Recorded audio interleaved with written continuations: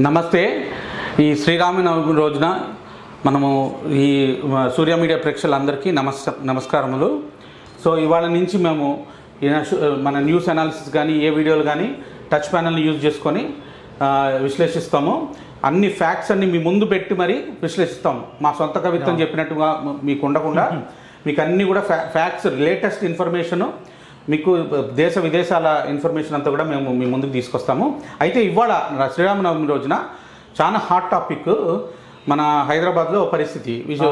మన మహేందర్ గారు మనకి విశ్లేషిస్తారు ఏం జరుగుతుంది సార్. అయితే ప్రస్తుతం జరుగుతుంది ఏంటంటే, ఇప్పుడు శోభయాత్ర జరుగుతుంది కదా సార్, అంటే దేశవ్యాప్తంగా జరుగుతుంది. రాజాసింగ్ ముఖ్యంగా హైదరాబాద్కి వచ్చేలోపు అంటే తెలంగాణ మొత్తంలో కూడా రాజాసింగ్ చేసే హనుమాన్ శోభయాత్రకు ఒక క్రేజ్ ఉంటుంది సార్. అంటే తెలంగాణని కాదు పక్క రాష్ట్రాల నుండి కూడా వచ్చి చూసే పరిస్థితి ఉంటుంది సార్. అయితే ప్రతి సంవత్సరంలోనే ఈ సంవత్సరం కూడా జరుగుతుంది. పోయిన సంవత్సరం కూడా ఇలానే ప్రభుత్వం, అప్పుడున్న కేసీఆర్ ప్రభుత్వం నోటీసులు ఇచ్చింది, ఆయన కూడా లెక్క చేయకుండా చేసింది సార్. అయితే ప్రస్తుతం ఇప్పుడు కొత్తగా వచ్చిన కాంగ్రెస్ గవర్నమెంట్ మరీ కఠినంగా వ్యవహరిస్తుందని అనిపించుకోవచ్చు సార్. అంటే ఏం జరిగిందంటే 2 రోజుల క్రితము ఆయనకి శోభాయాత్రకి పర్మిషన్ వచ్చింది. ఓకే, తర్వాత ఈ నిన్న 13 గంటల బ్రేక్ అంటే ఇప్పుడు ఆల్మోస్ట్ 10 గంటలు నైట్ 9:30కి రాజాసింగ్కి రాత్రి ఒక పోలీస్ కానిస్టేబుల్ వచ్చేసి మీ శోభాయాత్రను మేము క్యాన్సిల్ చేస్తున్నామని చెప్పి నేను నోటీస్ ఇచ్చి వెళ్ళిపోయాను.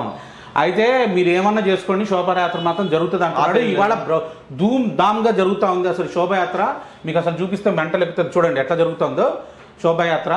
అసలు ఎక్కడ చూసినా, నేను కూడా సిటీలో తిరిగి వచ్చాను. ఇప్పుడు ఇదొక్కటి రాజాసింగ్ ఒకటే కాదు, ప్రతి గల్లీలో శోభయాత్ర నినాదాలతో తిరుగుతూ ఉంది.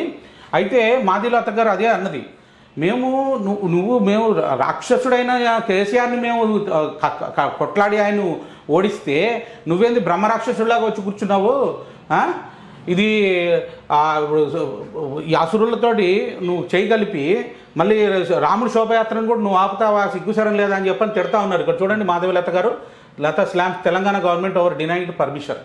అరే నువ్వు ఇదే పోలింగ్ టైంలో, ఎలక్షన్ టైంలో మన ఇప్పుడు ఇది వచ్చింది కదా, రంజాన్ వచ్చినప్పుడు వాళ్ళందరినీ ఏమో చేసుకొని ఇచ్చావు. వాళ్ళందరికీ వెళ్ళి ఈద్ ఏంటంటే రోజాలు పెట్టొచ్చాడు, టోపీలు పెట్టుకొని వచ్చాడు. చూడండి మనిషి ఒక ఇటు పక్క నుంచి అటు వెళ్ళంగానే ఏ విధంగా మారిపోతాడు అనడానికి ఇదే చెడు సావాసం చేస్తే ఎలాగవుతుందో ఇదే మనకు తెలుస్తుంది. ఇప్పుడు చూడండి మాధవలత గారు కూడా తిడుతూ ఉన్నారు, అంటే కోపడతా ఉన్నారు. ఎవరిని? చీఫ్ మినిస్టర్ని. ఏమైందా నీకు, నిన్ను కూడా నేను కొయ్యసారి లాంటి రాక్షసుడు అనుకోలేదు, నువ్వెందుకు ఇట్లా చేస్తున్నావు, నీకేమైంది అని చెప్పి. ఇప్పుడు చీఫ్ మినిస్టర్ హిందూ అయ్యండి, ఆయన పోయి గుడి అదే కదా. అసలు ఇప్పుడు అసురత్వం పెరిగిపోయింది మన దేశంలో మొత్తము. ఈ అసురులు దూరిపోయి మన హిందువులను కూడా అసురులాగా తయారు చేస్తా ఉన్నారు. వాళ్ళతోటి సావాసం చేసిన వాళ్ళందరూ వాళ్ళ ఓట్ల కోసం చెప్పని ఈ ఇట్లా చేస్తున్నారు. వాళ్ళ ఓట్ బ్యాంక్ కోసం ఎంతసేపు వాళ్ళకి అవతల పక్క వాళ్ళకి ఓట్ బ్యాంక్ రాజకీయం నడుస్తూ ఉంది. ఇప్పుడు చూడండి శోభయాత్ర ఎంత ఘనంగా జరుగుతూ ఉందో. రాజాసింగ్ గారు, నిజంగా మనం రాజాసింగ్ గారికి మనం ఎంతో థ్యాంక్స్ చెప్పాలి. ఎవరిని అరెస్ట్ చేసుకున్నా చేసుకో, మేము మాత్రం చేసేది అని చెప్పని డైరెక్ట్గా ఓపెన్ ఛాలెంజ్ క్రియేట్ చేశాడు రాజాసింగ్. సో నాకు కూడా ఇవాళ భాగ్యం దొరికింది. నాకు మన కాలనీలోనే శోభాయాత్ర పోతా ఉంటే దర్శనం చేసుకున్నాను. పెద్ద ఆంజనేయ స్వామి రాముడు లక్ష్మణుడు అటు ఇటు కూర్చొని ఉన్నారు నిజంగా. అయితే రామరాజ్య స్థాపన జరిగింది ఎప్పుడు? 2024 జనవరి 22న. ఓకే, 500 సంవత్సరాల తర్వాత మళ్ళీ అసురులని కొట్లాడి మనం గుడి కట్టుకోవటానికి రామరాజ్య స్థాపన జరిగింది. పరిపాలన మొదలు కాలేదు. రామరాజ్యం పరిపాలన మొదలవ్వాలంటే ఈ కాన్స్టిట్యూషన్లో మన హిందువులకి ఎగనెస్ట్గా ఉన్న రూల్స్ రెగ్యులేషన్స్ అన్నీ మార్చాలి. 20 పాయింట్ల ఎజెండా లాస్ట్ టైం నీకు అంతకుముందు వీడియోలో నాకు చూడండి, ఏ హిందువులకి ఎగనెస్ట్గా ఉన్న రూల్స్ రెగ్యులేషన్స్ ఏంటి అని చెప్పాను. ఆ 20 పాయింట్లు చేంజ్ చేస్తే తప్పితే మన హిందువులము ఈక్వల్ సిటిజన్స్ కాము.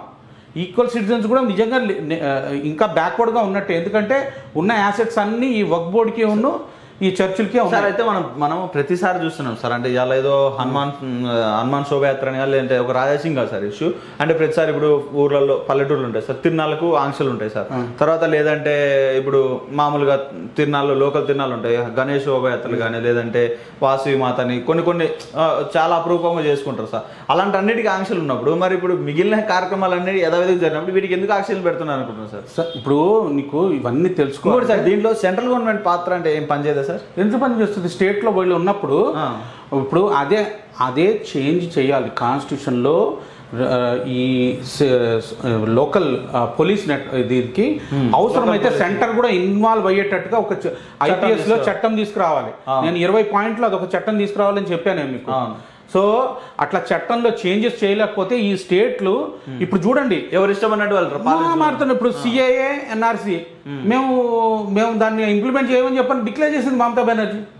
ఇవాళ న్యూస్ అది మేము డిక్లేర్ చేస్తున్నాం మాకు వాళ్ళ దీంట్లో పెట్టేసింది, మేనిఫెస్టోలో పెట్టి పడికింది. అంటే సెంటర్ పాస్ చేసిన బిల్స్ ని స్టేట్లు మేము ధిక్కరిస్తామని చెప్పని నగరాలు చేస్తున్నాయి. సో ఇటువంటివన్నీ చేంజ్ చేయాలంటే కాన్స్టిట్యూషన్ చేయాలి. అందుకనే 400+ బీజేపీ అడుగుతా ఉంది మీ అందరికీ. సో అయితే ఇప్పుడు యూపీలో కూడా ఏం చేసేవాడంటే సార్ ఇప్పుడు మాధవలత గారు కానీ రాజాసింగ్ గారు కానీ ఈ విషయాన్ని దీనిలో సెంట్రల్ గవర్నమెంట్ ఏమైనా ఇన్వాల్వ్ అయ్యే పరిస్థితి ఉందా సార్? ఇవన్నీ సెంట్రల్ గవర్నమెంట్ ఏం చేయలేదు మీకు చెప్తాను. అందుకని మీకు విషయం తెలియాలి. ఎగ్జాంపుల్ ఉత్తరప్రదేశ్లో కూడా ఇదే విధంగా చేసేవాడు. మన హిందువుల పండగలప్పుడు కరెంట్ తీసేవాడు, టెంపుల్స్కి కరెంట్ ఇచ్చేవాడు కాదు. అట్లా కావాలని చెప్పని వాళ్ళ పండగలు మాత్రం వాళ్ళ ఏరియాస్ మొత్తంలో ఫుల్ కరెంట్ ఉండేది, మన హిందువులు ఉండే ఏరియాస్ మొత్తం కరెంట్ తీసేసేది. అదే పనికి ఎక్స్ప్లిసిట్గా ఇట్లాంటి పనులు చేసి వాళ్ళు విసిగి వేసారిపోయి హిందువులు అందరూ యూనైట్ అయిపోయారు. ఇప్పుడు వీళ్ళు కూడా హిందువులు యునైట్ చేయడానికి కోసం అని చెప్పని వీళ్ళు హిందువులు తొడుతున్నారు. నిజంగా మనం హిందువులను తెలుసుకోవాలి. మనం విడిపోయి ఇట్లా ఉన్నంత సేపు మన తెలంగాణలో కూడా మనల్ని ఇట్లాగే ఏడిపించుకొని పీడ్చుకొని తింటా ఉంటారు. తెలంగాణనే కదా సార్, ప్రతి రాష్ట్రంలో కూడా ఇదే పరిస్థితి. ప్రతి రాష్ట్రంలో ఇప్పుడు మన తెలంగాణలో మనం మాట్లాడుతున్నాం కాబట్టి తెలంగాణలో మన ప్రజలు ఈసారి super bumper majority Modi wave నడుస్తూ ఉంది. మీరందరూ ఈ విషయాన్ని తెలుసుకొని పొద్దున్నే లెగవంగానే పొద్దున్నే అసలు ఎక్కువ మంది జనాలు లేనప్పుడు ముసలోళ్ళని అందరినీ తీసుకొని పోయి ఈజీగా ఉన్నప్పుడు వేసేసేయండి ఓట్లు. ప్రతి ఒక్క హిందూ ఓటు అయ్యేదో నేర్చుకోవాలి. ఇప్పుడు అంటే సార్ ఇప్పుడు మామూలుగా చూస్తున్నాం సార్. అయితే 2004లో కూడా ఇదే పరిస్థితి రిపీట్ అయింది సార్. అప్పుడు వాజ్పేయి గవర్నమెంట్ ఖచ్చితంగా ఫామ్ అయ్యే పరిస్థితిలో ఓటింగ్ శాతం మాత్రం 58% జరగబట్టి అప్పుడు వాజ్పేయి గవర్నమెంట్ పడిపోయే పరిస్థితి సార్. ఇప్పుడు అన్ని సర్వేలు కూడా అప్పుడు వాజ్పేయి ఖచ్చితంగా గెలుస్తున్నాడు కూడా ఇచ్చేస్తారు సార్. ఇప్పుడు కూడా ఓటుకి కూడా మాత్రం ఖచ్చితంగా అన్ని మారిపోయే అవకాశాలు. ఎలాగూ బీజేపీ గెలుస్తుంది కదా అని చెప్పని అనుకునే ఆలసత్వం చేస్తే మాత్రం ఖచ్చితంగా మళ్ళీ ఇబ్బంది పడతాం. ఆలసత్వం చేయకండి.